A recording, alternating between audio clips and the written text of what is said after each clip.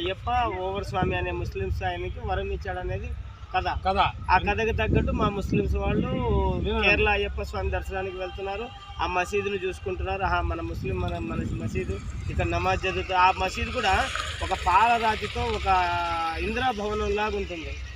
అక్కడ మరి అక్కడ సృష్టించారో మరి కథ కల్పితమో నాకైతే తెలియదు. అది జరిగిన పరిస్థితి. విన్నారు కదా, చెప్పారు కదా. అసలు స్టోరీ ఏంటంటే మీరు ఆలోచించాల్సింది ఏంటంటే ఓవర్ ఏ సమయంలో పుట్టాడు, ఏ కాలంలో పుట్టాడు, అయ్యప్ప కాలం ఎప్పుడుది, చిన్న లాజిక్. ఈ కాలానికి ఆ కాలానికి వ్యత్యాసం ఉన్నప్పుడు వాళ్ళిద్దరూ ఎలా ఫ్రెండ్షిప్ చేస్తారు? వ్యత్యాసం ఉన్నప్పుడు ఫ్రెండ్షిప్ అవకాశం లేదా? లేదు. రియల్ గా హిస్టరీ చూడండి. వావరు పుట్టినప్పుడు ఎప్పుడు జనం ఎప్పుడు అయ్యప్ప స్వామి కాలగమనప్పుడు ఇది గమనించాలి. ఎందుకంటే మనకి హిస్టరీ అనేది చాలా మమేకం అవుతుంది. ఎలా కంప్లీట్ చేస్తున్నారు. దీన్ని బట్టి నాకు అర్థమవుతుంది ఏంటంటే, ఒక ముస్లింగా క్లియర్గా అడుగుతున్నాను, హిందూ బంధువులందరిని అడుగుతున్నాను, మన దేవుళ్ళు దేవతల కాలంలో జరిగిన మంచి విషయాలు చెడు విషయాలు అన్నీ వివరించగలిగితే, దేవతల కాలం నుంచి మన సంస్కృతి మన విధి విధానాలు మనకు అన్నీ తెలియజేయగలిగితే మనం కన్వర్ట్ అవ్వడానికి అవకాశం లేదు. ఒక విషయం ఏంటంటే, అసలు ముస్లిం అనేవాడు బై బర్త్ ముస్లిం కాదు. ఎవ్వరు కూడా ఈ ప్రపంచంలో ఎవరు కూడా హిందూ అందరూ. అసలు వేరే మతం అనేది లేదండి. దానికి మనం ఎలాగా ప్రామాణికం ఏంటి అని మనకు ప్రశ్న చేద్దాం. ప్రశ్న చేసేటప్పుడు ఒక దగ్గర ఒక 2000 వెనక్కి వెళ్ళామనుకో, ఆ 2000లో ఈ మసీదులు కానీ మహమ్మద్ ప్రవక్త కానీ వారు అనుసరించే ఆచారం కానీ ఏమైనా ఉందా? లేదుగా. అంటే మధ్యలో వచ్చినాయి కదా. అంటే అంతకుముందు పూర్వీకులందరూ ఎవరు అవుతారు? హిందూ బంధువులు అవుతారు. It's clear. క్రైస్తవం గురించి చూద్దాం. క్రైస్తవం ఎప్పుడు వచ్చింది? 2000 సంవత్సరాల క్రితం. దానికంటే చాలా మహాభారతం జరిగింది అనడానికి అనేకమైన శాస్త్రీయ ఆధారాలు ఉన్నాయి. అది యేసు పుట్టాడు అనే దానికి బైబిల్లోనే ఆధారం లేదు. ఎప్పుడు పుట్టాడనే క్లారిటీ లేదు. డిసెంబర్ 25 అని పుట్టినరోజు అని చేసుకున్నారు అని కాదు. క్లియర్ గా చూస్తే అది కాదు. రకరకాలైనటువంటి వదంతులు ఉన్నాయి. ఒక వదంతు కాదు. యేసు అనే వ్యక్తి అక్కడ జీసస్ అయ్యి ఇక్కడ యేసు ఎలా అయ్యాడు? అది తెలియదు. అది ఎవరు అడగరు. మీ పేరు అలీ, షేక్ హజరత్ అలీ. అది ఎక్కడ పిలిచినా అలీ అనే పలుకుతావా? ఇంకో పేరు అలీ అనే పలకాలి కదా. అలీ అనే పేరు పెడితే మారిపోద్ది. ఒకవేళ వేరే పేరు పిలిచాను నన్ను కాదు అనుకుంటే నా పనిలో నేను అంతే కదా. నా పేరు సురేష్, దీని పేరు ఎల్లారావు అనుకుంది. ఇంకొకటి ఆయన ఆ పేర్లు పెట్టి పిలిస్తేనే పలుకుతారు, లేకపోతే లేదు. అట్లానే జీసస్ అనేవాడు అక్కడ జీసస్, ఇక్కడ యేసు ఎలా అయ్యాడు? ఇటువంటి విషయాలను తెలుసుకోకుండా చాలా కల్పితాలు వచ్చినాయి. ఈ మమేకమైలో ఈ సంస్కృతిలో అనేకమైనటువంటి దాడులు జరిగినాయి ఈ సంస్కృతి మీద. ఇవన్నీ తెలియజేయాలి. ఇవన్నీ పిల్లలకి తెలియజేయాలి. మతం అనేది నలుగురు మతిలో నుంచి పుట్టుకొచ్చింది. అవునా కదా? అవును. మతం అనేది పుట్టుకొచ్చింది, వదిలేసేసే మనిషి అనే ఆలోచన లేనప్పుడు ఇవన్నీ మనకు దేనికి ఉపయోగపడలేవు కదా. శాస్త్ర ప్రకారంగా కులాలు లేవు. అవును. కులాల పేరుతో కొట్టు చేస్తున్నాం. అవును. తగిలిచ్చినోడు బాగానే ఉన్నాడు, మతాల పేరుతో కొట్టుకుల్లో వేసినోడు బాగానే ఉన్నాడు, మధ్యలో మీరు నేను కొట్టుకుంటాం. ఇవన్నీ ఓవర్ అనేది దీనికి అంత కల్పితం.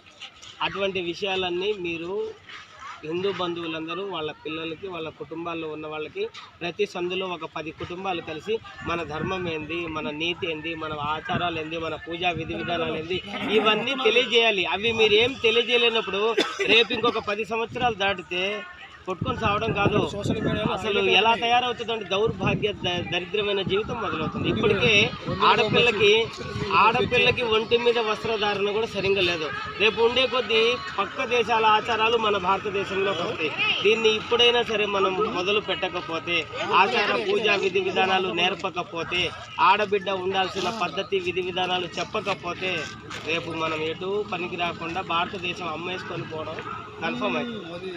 అదే జరుగుతుంది. ప్రస్తుతం జరుగుతుంది ఏంటంటే దాడులు జరుగుతున్నాయి కాబట్టి దీన్ని వీలైనంత వరకు మన హిందూ బంధువులందరూ ప్రతి ఏరియాలో ఒక 10 కుటుంబాలు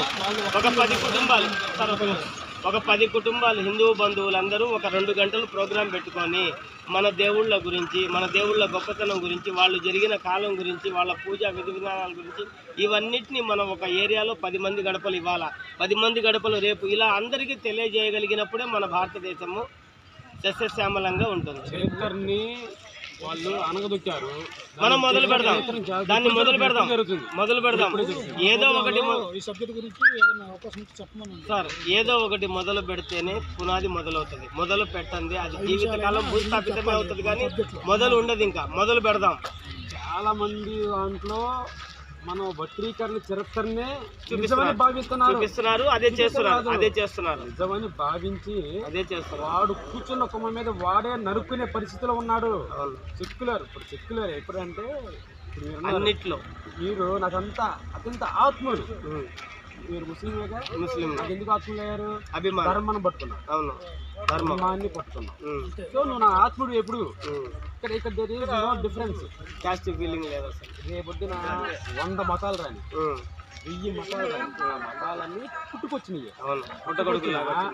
నీ మతం నువ్వు ఆచరించుకో, ఎవరికి ఇబ్బంది లేదు. 1000 మతాలు వచ్చినా వాళ్ళ పని వాడు చేసుకుంటే మతాలు ఆల్రెడీ ఉన్నాయి. ఇంకొక 100 వచ్చినా ఇబ్బంది ఏమి లేదు.